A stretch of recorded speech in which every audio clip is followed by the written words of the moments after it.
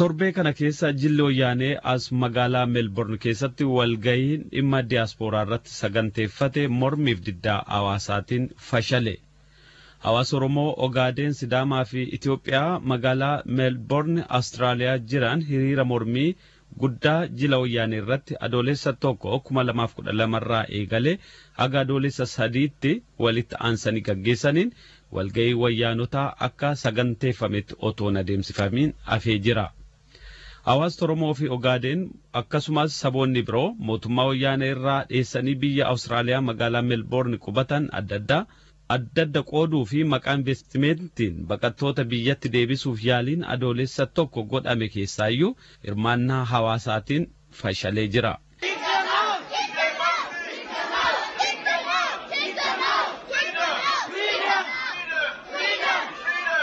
Ergamtoonni wayyaanee kanneen irree hawaasaatiin salphifaman Junaddiin Saadoo gaafatamaa yookaan immoo ministeera siviil sarvisii,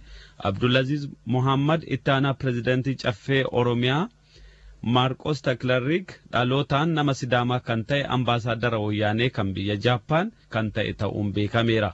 Akkasumas Faayizal namni jedhamu kan Waashingtan DC irraa hawaasa Oromoo gandaan qooduudhaaf dhufes sagantaa kana keessatti hirmaate akka ture oduun achi arganne ni hubachiisa. Ergamtoonni wayyaanee kunneen hawaasa Oromoo gandaan naannoon amantiif gosaan qooduuf saganteeffatanii kan bobba'an yoo ta'u gamtaaf tokkummaadhaan mormii godhameen bakka dhoksaatti otoo nafiin walga'iin isaanii jala fashaleedha. Haa ta'uti bakka isaan walga'an maratti hordoffii godhameen sagantaan isaanii otoo milkaa'in kan hafe ta'uunis hubatameera. Bal'ina gabaasa kanaa oduu booda itti deebina. Kun kanaan otoo jiru waldaaleen hawaasa Oromoo Viktooriyaa fi Melbourne kibbabaa ergaa dabarsan keessatti kanneen ergamtoota diinaa dura dhaabbatanii qaanessan mara galateeffatanii jiru.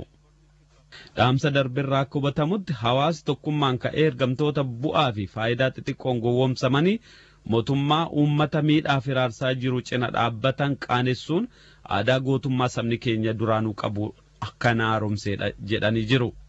Kana malees kanneen dogoggoranii sagantaa kanatti hirmaatanii fi gara fuulduraattis hirmaachuuf jiran gochaa qaanessaaf salphachiisaa kanaarraa akka dhaabbatan dhaamsa dabarsaniiru.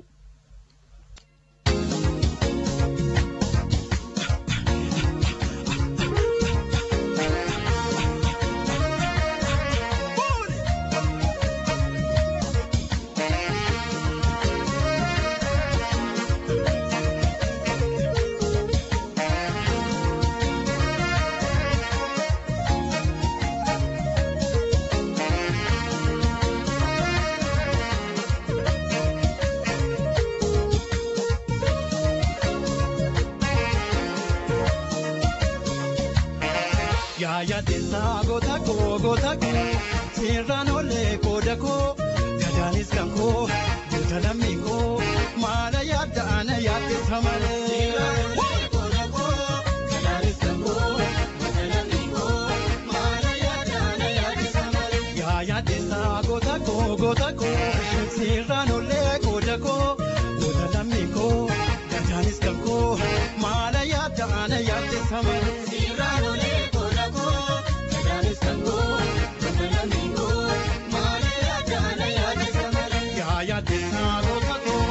Chagorofa, Pate Ketu Tale,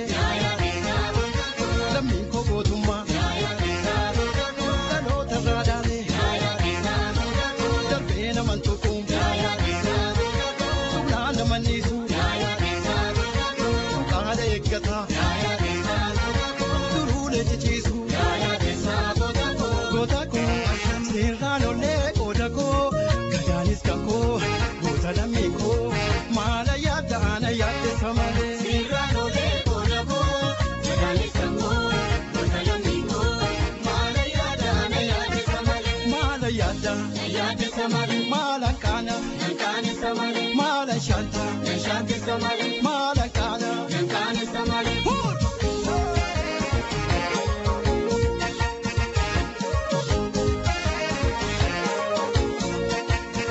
kamna gota duru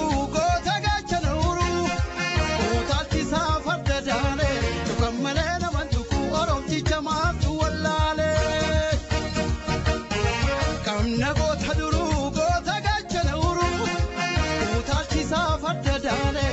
tukammalena mantuku oromti jamaatu wallaale tukammalena mantuku onni keenya tukammalena mantuku jara bal'eessa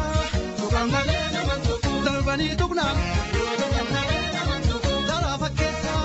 tukammalena mantuku dammin kiyya tukammalena mantuku goonni kiyya tukammalena mantuku saamni kiyya tukammalena mantuku goonni kiyya tukammalena mantuku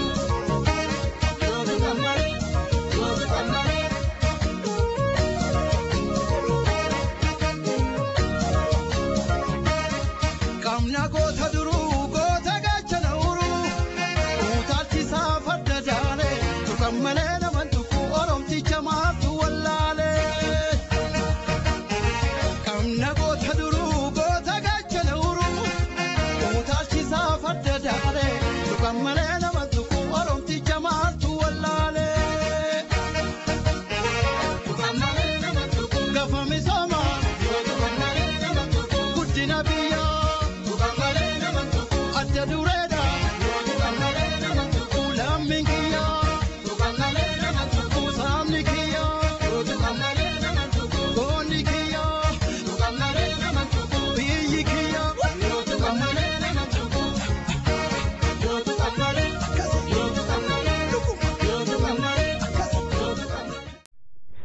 hiriira mormii hawaasni Oromoo Awustiraaliyaa jila ergamtoota wayyaanee irratti bahan ilaalchisee qophiin qindaa'e akka ittaanutti dhiyaata hordofaa.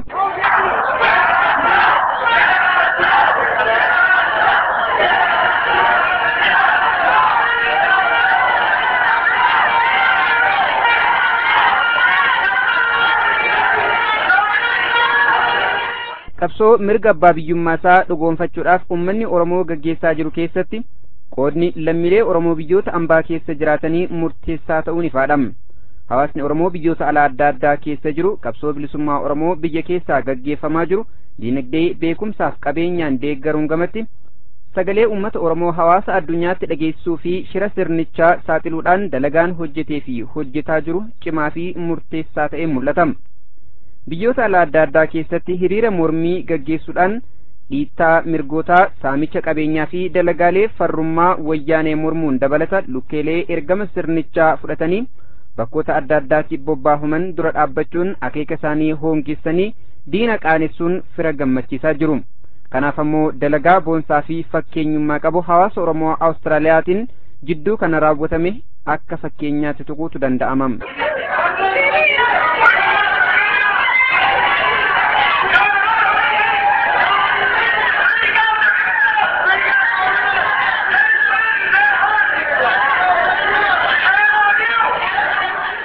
lammiileen Oromoo biyya Awustiraaliyaa keessa jiraatan akkuma kanaan dura gochaa turan jila ergamtoota wayyaanee akeeka farrummaa qabatee Awustiraaliyaa seenee irratti hiriira mormii cimaa gaggeessuun akeeka lukkeelee diinaa fashilsanii jiru.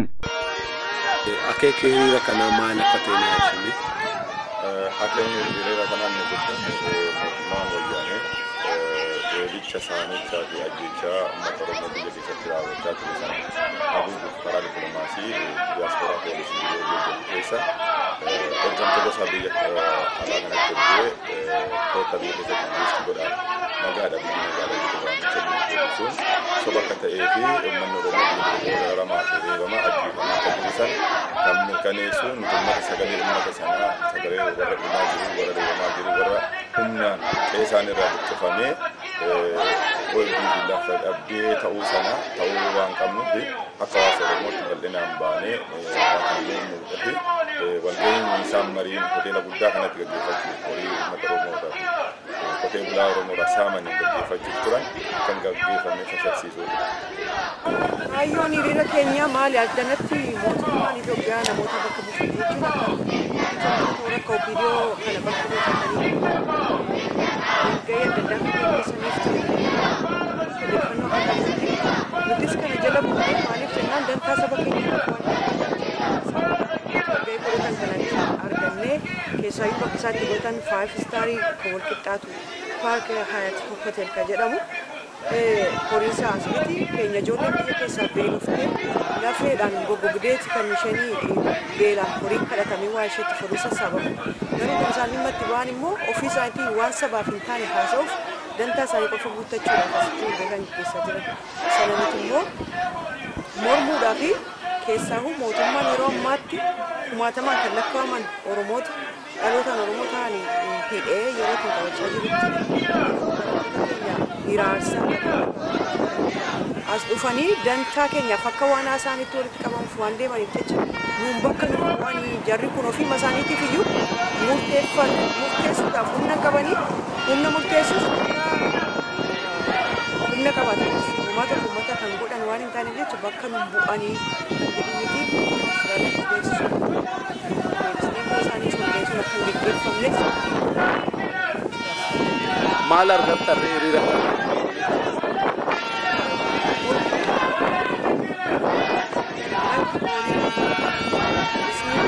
federaalaa kan biyya kanatu nafin poolisni warra lookaaliitu nafin naannoo sanatti eegaa turanii nageenya keenyarras nageenya uummataas eegaa turanii wanti geggeeffamaa ture geggeeffamaa ture nageenyumaan hiriira nageenyaa geggeessinee wal mormii nuti qabnu mormii saboonni dhufan kun bakka hin bu'anii biyya keessa miidhaa geessisaa jiranii asiinis immoo uummata keenya addana jiru nuti siitiisinii biyya kana taanii amma jirutti addana immoo nu ilaallatu saba keenya sin ilaallatu ni mormii himanne sana nu fudhatanii miitingii yookaan immoo walgahii isaan irratti walii gochuuf jedhan sun akka hafu taasisame deebisee immoo walgahii isaanii boodallee diinar paartii jedhanii kan wal waammatantu ture sun hundumtuu akka hin taane goone warri isaan biyya kana keessa warri bitamtooti isaan horii bitatanii biyya kana keessaa illee Oromoota numa ollaa keenya kanaaf fudhanii akka ol keessatti godhanillee akka isaan ol hin seenne gadittisaa turre isaanis bokkaa keessa bakkee keessa dhaabatanii nu wajjiniin dhufanii hirmaataa saba keenya rakkoo isaa bira dhaabbachuurra asii ol warra nutti falman turanii garuu nuti immoo injifanneerra jarri ol hin seenne jarri keessaa gadi hin baane akka kanatti warra akka Juunadiin Saaddoo fa'aa namni guddaa salphaan mana keessaatii akka hin baaneef sun waa'ee waan injifannoo guddaa nu argisiise jechuudha. Kanaafuu bitamaan guddaan qabu jedha. Tokkoffaa warreen as keessa taa'anii biyyatti deddeebi'anii horii wayyaanirraa fudhatanii caasaa wayyaanee asirratti ijaaruuf dhama'aa turanii tokkoon sa'aatillee amma danda'amsa kaan ta'e isa kaan haliine. Lammaffaa walga'ii guutummaan guututti kan gaggeeffamne gooneerra wal ergamtoonni biyyarraa dhufanii kan akka Juunadiin Saaddoo olola wayyaanee nutti himuuf turan fooqii jala galanii karaa allayyaa jala akka ba'an uummata baqatanii kan godhan ta'an kun injifannoo guddaadha hawaasa Oromoo akkam ture hirmaannaan eenyu fa'itti irratti argame? Hirmaannaan akka guddinaan kan jiru uummata Oromooti, uummata Oromoo fi uummata Gaadeni kanneen habashoonnis boodarra oduu dhagaanii naannoo sanatti mormii wal qaban dhufaniiru garuu kan qindeessuu fi waan kana bakka isaa jala bu'ee hordofu saaxiluu keessatti hirmaachuu keessatti uummata Oromoo fi uummata Gaadeni. walgahiin jilli wayyaanee lammiilee Itoophiyaa jiraattota Awustiraaliyaa ta'aniif yookaan diiyaasporaaf qopheesse mormii cimaa hawaasa Oromoo biyya Awustiraaliyaa kutaa Viktooriyaa keessa jiraaturraa isa mudateen haqamuu danda'ee jira. Jilli wayyaanee dura dhaabbannoo hawaasaatiin qaanii haguuggate kunis ministirii siviil sarviisii wayyaanee Junaydii Saaddoo, itti aanaa pireezidaantii naannoo Oromiyaa Abdulaziz Mohammad, ergamticha dhalataa saba Sidaamaa kan ta'e Jaapaanitti ambaasaaddara wayyaanee Maarqos Takleerii akkasumas Graham Romans Council General biyya Awustiraaliyaa fi ergamaa imbaasii wayyaanee Ameerikaa kan Feezil jedhamu kan of keessaa qabu ta'uun baramee jira. Jilli ergamtoota wayyaanee kun afanfajjii uumuu fi uummata dogoggorsee dura dhaabbannoo hawaasarraa isa mudachuun malu imaammata qoqqoodanii bituu gooftolii isaatiin xiqqeessuuf yoo danda'ameef ammoo hanqisuuf walgahii bakka lamatti waame. walga'ichis dilbata dabre adoolessa 1 bara 2012 bakka Collingwood Town Hall jedhamutti akka gaggeeffamu beeksisuun hawaasa waliin dha'uuf yaaliin jala deemtonni diinaa kunneen taasisan lammiilee Oromootiin dursamee itti dammaqame. Shira lukkeelee wayyaanee kan hubatan miseensonni hawaasa Oromoo yeroosuma gara hoteela Park Hyatt jedhamu adeemuun kanneen mootummaa Itoophiyaa bakka bu'anii walgahii taa'uuf achitti argamanitti karaa cufuudhaan dhaadannoolee sirna Mallas Zeenaawii balaaleffatan dhageessaa akka isaan ol hin seenne godhanii jiru.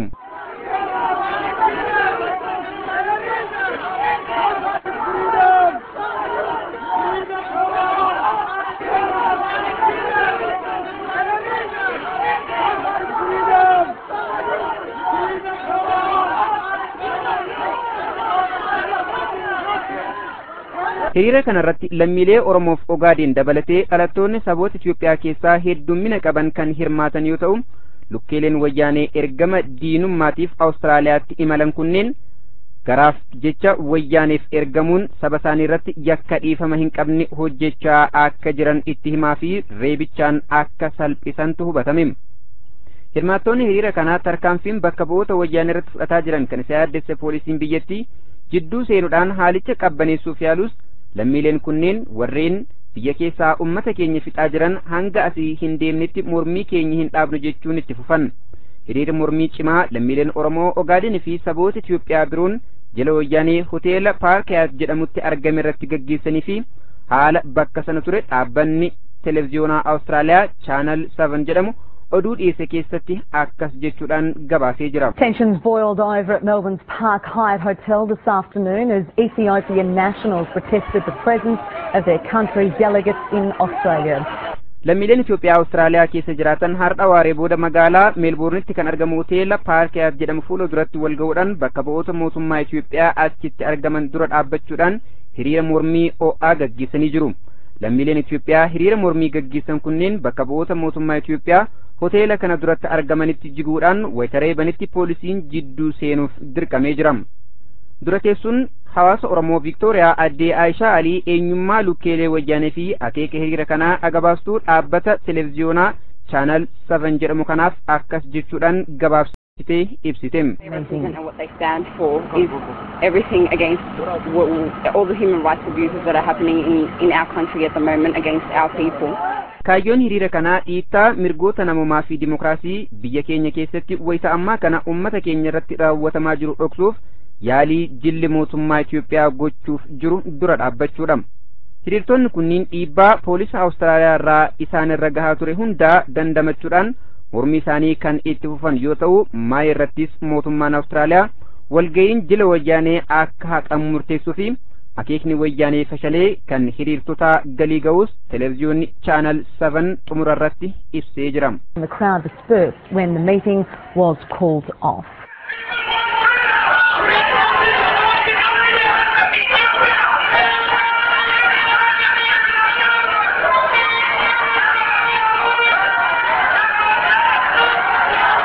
Ummanni hiriira mormii Awustiraaliyaatti gaggeeffame kana irratti hirmaate ganamaa kaasee hanga galgalaatti qorra hamaa fi rooba yandoo keessa dhaabbachuun gochaa sirna wayyaanee ummata irratti raawwataa jiru sagalee cimaan balaaleffataa ooluun kutannoo qabu agarsiisee jira. Kanaanis akeeka ka'eefitti milkaa'uu danda'e. Hiriirtonni kunniin warreen mormii guddaa hoteela Paarkiyaat duratti taasifame kana cabsanii gara walga'ii kittillayyuuta wayyaanetti dhaquuf yaalaniif tumuudhaan gara dhufanitti akka deebisantu hubatame. Eeggamtoonni wayyaanee wayita walga'iin hoteela Paarkiyaat keessatti gaggeessuuf jiran haqamuusaa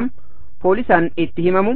walga'ii biraa sa'aatii jijjiirratanii gaggeessuudhaaf dhama'anis diddaa isaan mudateen walga'iin kunis akka haqamu taasifamee jira.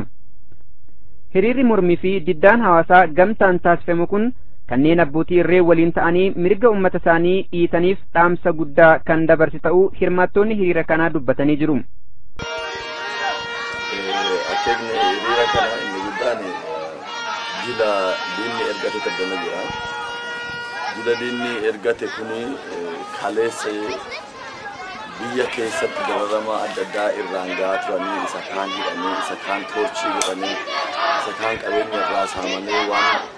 dhala namaarra hin geenye hundaa irraan gahaa turanii biyyaa ari'anii har'a immoo ajjeesanii yoorruma kaleessa biyyaa ari'an sana waan irratti dalagan waan irratti hojjetan sana dagatanii har'a immoo barbaacha dhufanii addaan yeroo ammaa isin barbaadanii waan dhufaniif waan kaleessa ga'e sana dagachuu dagattanii hin jiru uummanni kun mormii isaa agarsiisuudhaan har yeroo kan ofirraa deebisuuf jecha isin barbaannu isin ergamtoota diinaatiin ofirraa galaa jechuudhaan uummanni kun har'a asitti dhufee mormii isaa dhageessaa jira jechuudha yeroo kanatti. Mee amma mormiin kun eenyu fa'a irratti kan gaggeeffame? Yeroo ammaa kana mormii ani kana kan dhufe jila kana kan gaggeessaa jiru jila ergamaa diinaa kan ta'e diin saddootii fi yaada piroogiraamtii kan jedhamuun kan gaggeeffamu yeroo ammaatti hoteela Hayaat kan jedhamu dhufee biyya Meelboorn Awustiraaliyaa kana dhufeeti yeroo ammaa asitti uummata namoota isaanii jalee isaanii waammatanii walgahii gaggeeffachuudhaaf ergaa isaanii ergaa diinummaa isaanii san dabarfachuu summii isaanii facaafachuudhaaf yeroo ammaatti adda waan jiraniif kana mormuudhaaf jecha uummanni jala bu'ee hordofee hojii kaleessa diinummaa isaan kaleessa jechaan san duratti hin dabaltan jechuudhaan sana balaaleffannaadhaaf dura dhaabbannaadhaaf yaa'ee kunoo uummanni kun addana jira jechuudha. Eenyu fa'i hiriira kanarratti kan mormii kanarratti kan hirmaatu? Hiriira kanatti yeroo ammaa kan hirmaataa jiru keessattuu ilmaan Oromoo baqattummaadhaan lafa kana jiraatan Awustiraaliyaa kana jiran ilmaan Sumaalee, Ogaaden, saboota sabaaf sablammiiwwan kan Sidaamaa, uummata Amaaraa keessaallee kan dhufan sabaaf sablammoota adda addaa irraa kan dhufan dhimmoota mootummaa isaarratti mormii kan qaban hundumtuu irratti hirmaatanii jechuu dandeenya yeroo ammaadha. Akkuma argaa jirtu kan as keessattuudha gahee guddaa kan taphataa jiran ilmaan Ogaadenii, ilmaan Oromiyaa alaabaa isaanii mallattoo isaanii argaa jirtanii as keessatti hundumtuu irratti hirmaatan jechuu dandeenya mormii isaanii kan. Amma mormii gootan kana maal argattan? Yeroo ammaatti isa dhugaa dubbachuudhaaf yoo ta'e mormii geggeeffame ija godhateera jechuu dandeenya.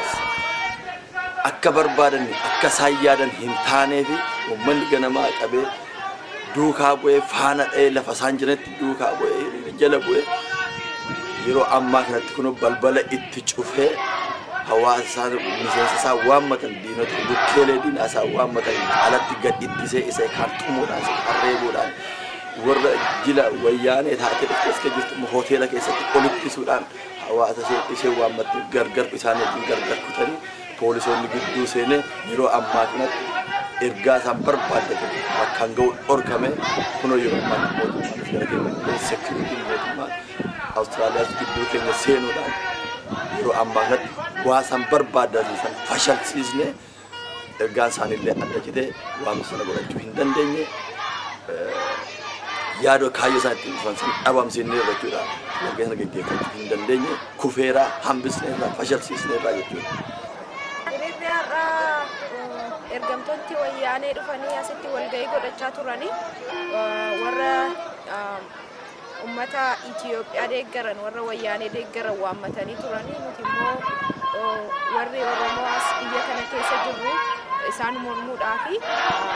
hoteela Hayaat kana keessatti argamne mormaa jirra. Maaliif mormitu?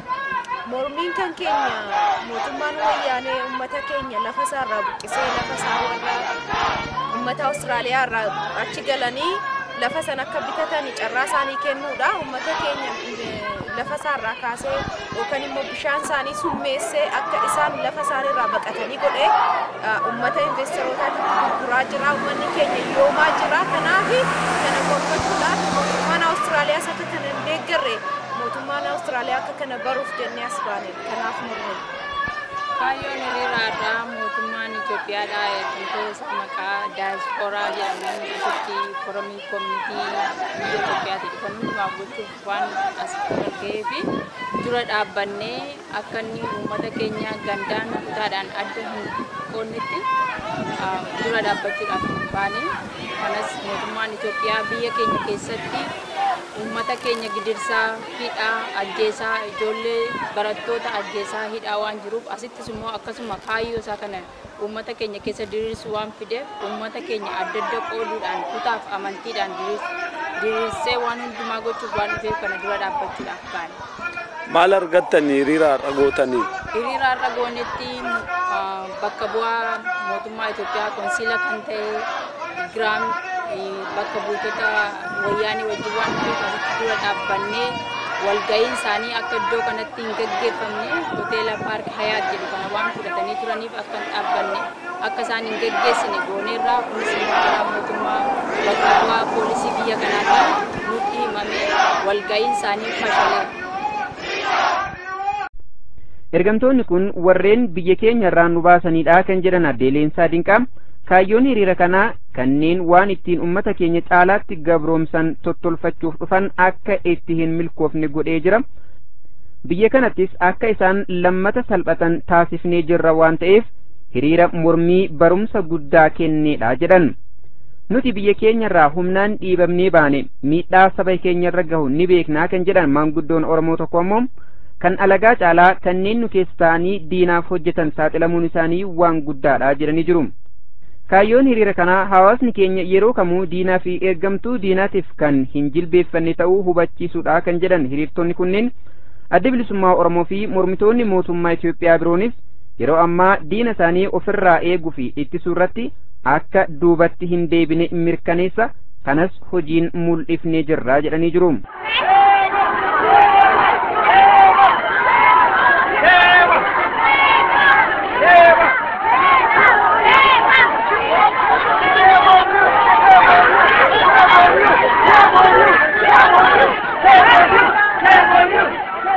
Jilli ergamtoota wayyaanee Juneedii Saaddoo of keessaa qabu kun mormii hawaasa Oromoo irraa isa mudateen ololli dharaa hawaasa Oromoo irratti lallabuuf karoorfate wayita duraa fashaluu hubate fuula isaa gara hawaasa Ogaadeen deebifachuudhaan walgahii biraa isaaniif qopheessus qaanii irratti qaanii guddaa haguuggatee galem. Hawaasni Ogaadenis lukkeelee wayyaanee reebuudhaan walgahicha milkii malee hambisanii jiru. Wayyaaneen ummata biyyaa waan ittiin ajjeeftu nurraa argachuu hin dandeessu kan jedhe dargaggoon tokko ergamtoonni kunneen waan wayyaaneen ummata keenya ittiin ajjeeftu nurraa fudhachuuf dhufan nuti ammoo ummata keenya waan ittiin ajjeestan isinii hin kenninu jechuun lukkeelee kanneen qaanessuudhaan deebii hojiin mul'ate kenneefii jira jedha gabaasaan moo'aam. Lammiileen Oromoo Ogaadeen fi saboota Itoophiyaa keessaa biroon kanaan duras jila wayyaanee akeeka gooftolii isaanii bakkaan ga'uudhaan cunqursaa saba isaanii irra jiru gadi jabeessuuf Awustiraaliyaatti bobbaafamuudhaan walgahii geggeessuuf yaalan irratti hiriira bahuun akka walgahiin isaanii haqamu taasisuun ni yaadatama. Dalagaan boonsaan hawaasni Oromoo fi lammiileen Itoophiyaa biroon raawwatan kun gama tokkoon ciminaa fi kutannoo akkasumas aantummaa isaan saba isaaniitiif qaban kan agarsiise yoo ta'u gama biraatiin ammoo hawaasa biyyoota biroo keessa jiraatuufis dhaamsa jabaa dabarsee jira. Diina biyya keessaa ummata Oromoo cunqursaa fi saamaa lukkeelee isaa alatti bobbaafatuudhaan farrummaa caaluuf hamoommatu tokkummaan dura dhaabbachuun hongeessuun akka danda'amu ifatti agarsiisan.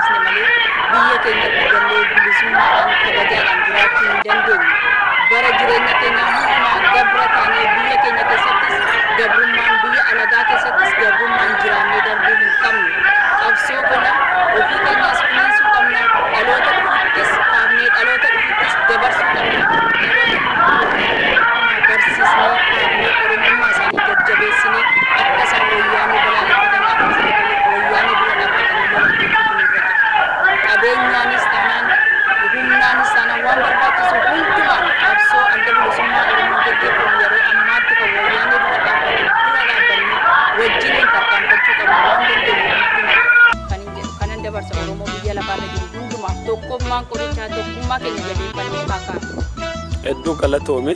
Baay'ee fayyaa ta'e.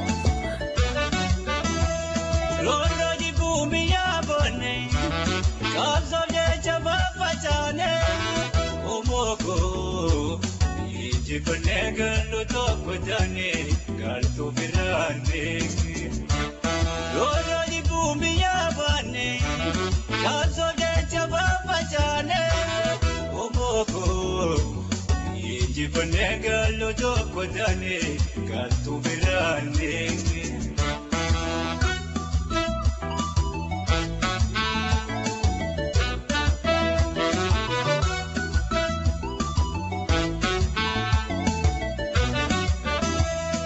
wani madagara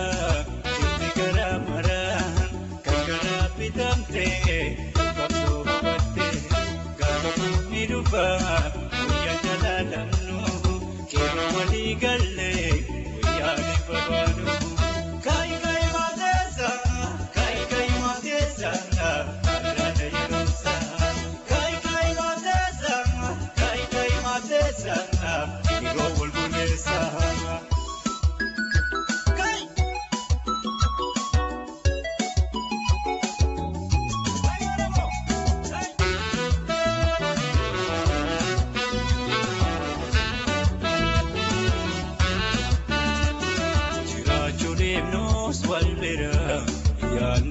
simbira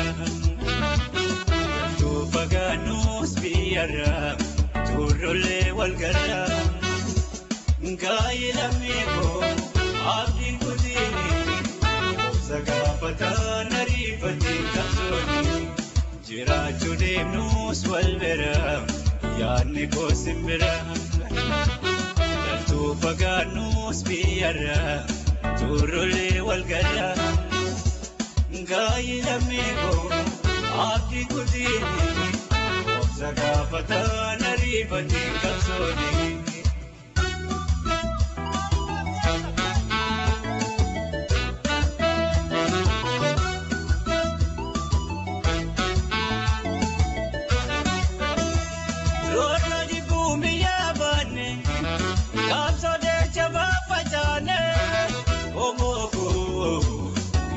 Penegalo to padane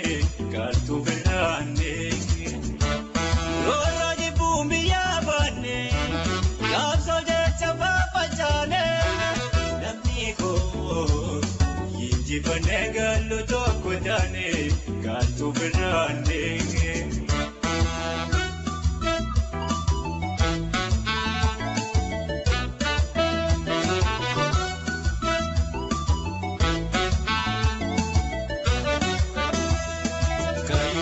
Kasi kamuya basi